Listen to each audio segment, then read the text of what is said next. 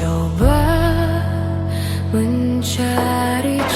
Apalagi seorang janda nih Pak, 4 orang anak saya habis menerima berapa. Bicarakan dengan Pak Bupati. Pak Bupati sudah merasakan itu.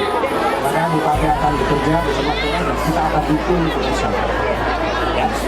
Seperti yang engkau minta.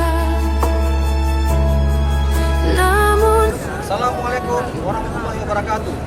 Kami Kodim 0102 PD. Kami Polres PD Jaya mengucapkan terima kasih kepada Bapak Menko Polkam RI atas pemberian tali asih kepada personil Kodim dan Polres. Semoga Bapak sehat selalu.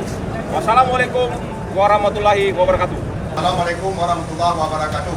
Kami Kunci Kampung Berawang, Mayang Cut, Mayang Lancu mengucapkan terima kasih kepada Bapak Menko Polhukam yang telah memberikan sumbangan kepada kami berupa uang sebanyak 250 juta dan sembako.